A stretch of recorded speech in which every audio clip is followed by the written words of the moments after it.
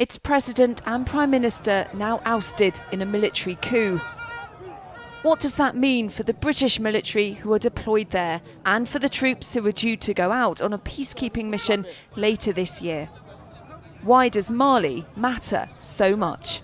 Mali is strategic, particularly because most Western, I would say, European countries see the rise of Islamic terrorism, see that as a threat to instability in the region, but also there is this sort of idea that if we allow West Africa to become a breeding ground for jihadism or jihadist groups, this could spread into to Western Europe. UK troops are already based in Mali. 3 RAF Chinooks are supporting the French counter-insurgency mission in the region, with just over 5,000 troops fighting militant groups. There are other components. For example, there are elements where they're supposed to be looking at, for example, development and whatnot. But the front focus of these missions are really to eradicate the terrorist groups. But even as things change in Mali, 250 British troops are training right now to join a separate United Nations mission in Mali, an 18,000 strong international peacekeeping force. It's designed to support the political process and carry out a number of security and stabilization tasks.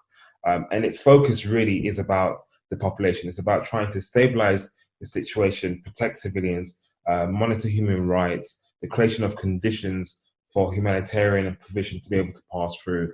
But in essence, what it has struggled to do is to keep up to its mandate, largely because of the way in which terrorists have been mobile and moved in and around the country as well.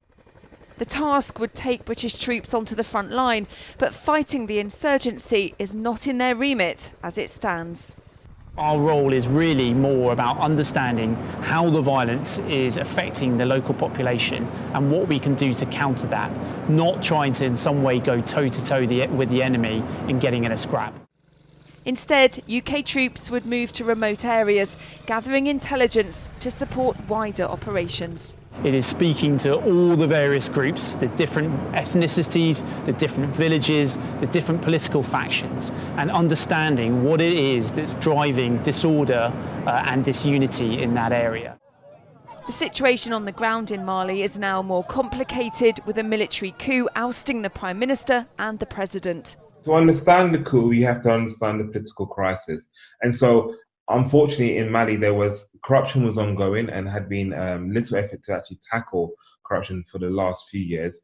The general security of the country had gone downhill and it had spread to neighboring countries. But it's also believed that the mutiny, which started out as a mutiny and ended up being a coup, was also over low salaries. A lot of the soldiers weren't paid enough.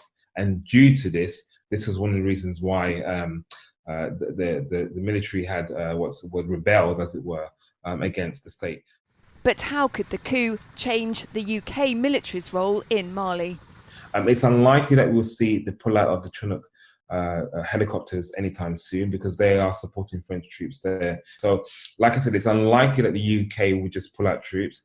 It's more likely that at this point people are sort of pausing to think about what next.